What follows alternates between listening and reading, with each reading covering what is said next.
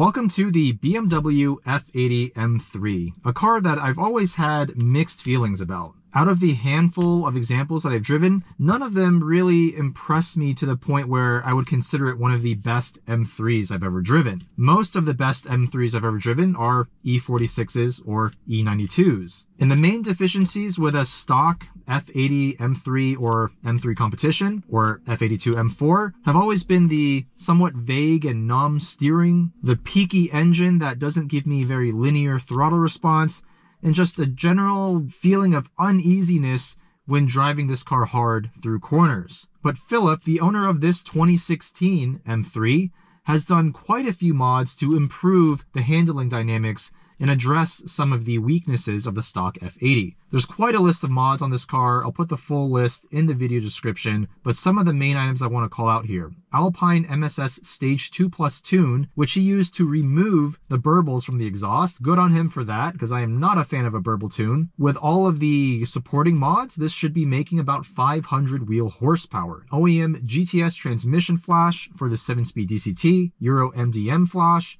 GTS Rear Differential Flash, M3 CS Suspension Flash, and we have the OEM ZCP or Competition Package rear sway bar. We also have some aftermarket parts including SPL Rear Toe Arms with Lockout Kit, Turner Motorsports front Monoball thrust arm bushings, Vorschlag camber plates, and for suspension we have the Evolve Automotive Bilstein B6 EDC dampers combined with Swift Spec R springs. Apex ML10 RT wheels, they're 10-inch wide in the front, 11-inch in the back, and we're on Continental Extreme Contact Sport 02 tires, 275 in the front, 295 in the back. This car was actually dynoed at 495 wheel horsepower, about 113 wheel horsepower more than stock. So this car, of course, is powered by the S55 engine. It's a 3-liter twin turbocharged inline 6. It weighs around 3,600 pounds, and because this is a 2016 model year, it has the revised LED taillights.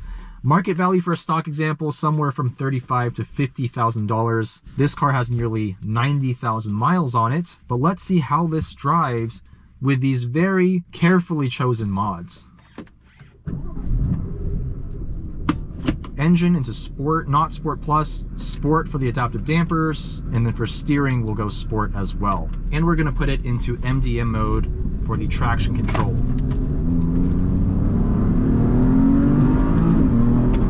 Wow, that's a lot of power. First thing I'm noticing is this brake pedal. The first couple of inches of travel at least, basically nothing happens. We're on OEM brakes with just .4 fluid. Wow, this engine, it's so powerful. It just wants to get up and go. Wow, okay, noisy suspension over bumps. With all the aftermarket arms, with spherical bushings, this thing's definitely a little harsh for the street. Wow, turbo lag in third gear, let's go second. Very immediate front end response. Ultimately, this EPS steering rack doesn't have much feedback, but the precision of it is definitely a lot better than stock. I do think it's a little heavy though. I'm actually gonna back off the steering into comfort.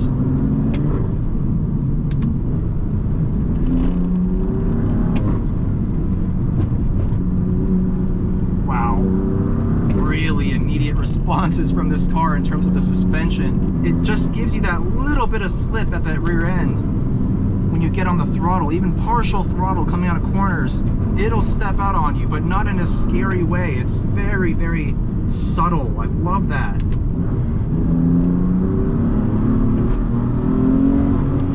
Wow, there's so much straight line performance here.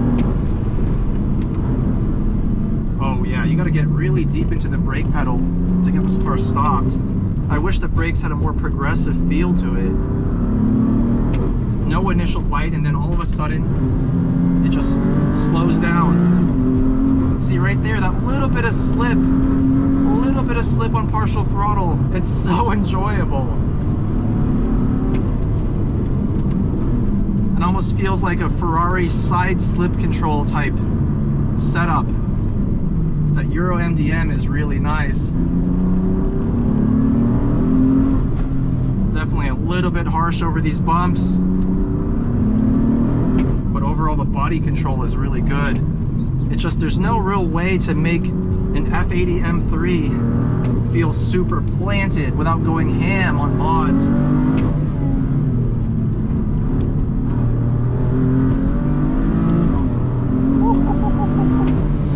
Oh, this car is lively.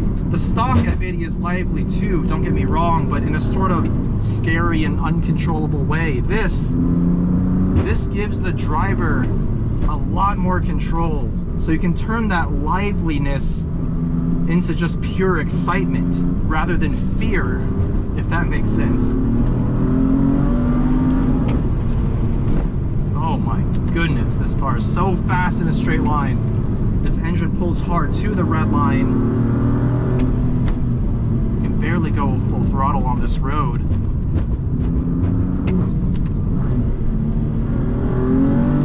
Very quick shifts from the 7-speed dual clutch.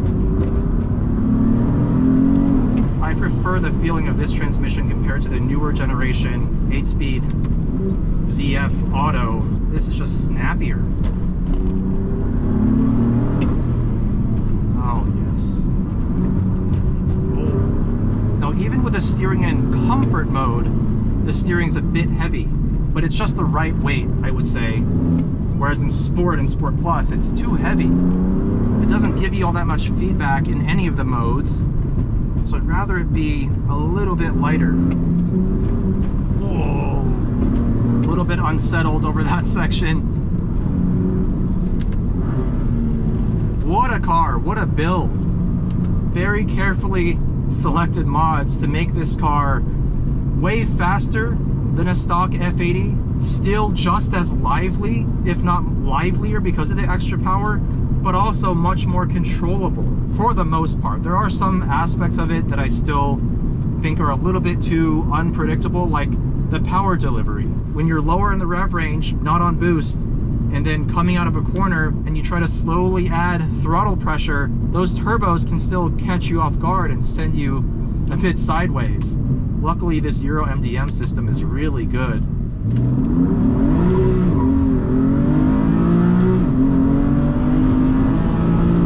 Oh yeah, that's some speed.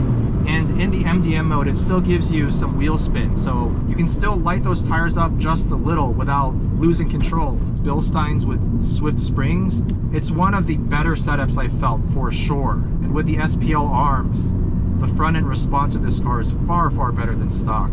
This car really shows what an F80 M3 is really capable of. It at least gives you a taste of that.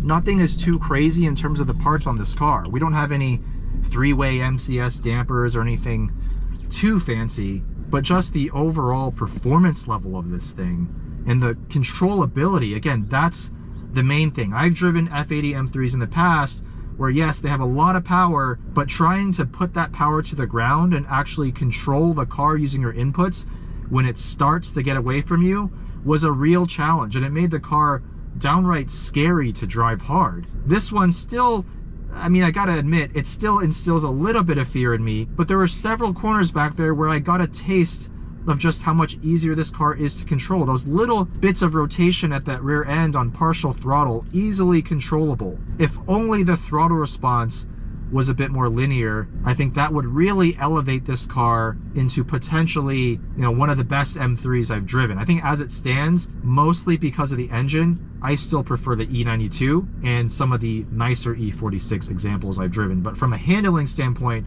this gets really damn close. So big shout out to Philip. Let me know what you think of this F80 M3 build. By the way, Frozen Silver Metallic is the name of this color, and this is one of 40. Amazing looking color. When it rolled up this morning, my jaw dropped to the ground. I never thought a silver could look so damn good. So again, let me know what you guys think of the F80 M3. What are the best mods for this platform for a mixed daily canyon and track car? Let me know down below, and I'll see you guys in the next one.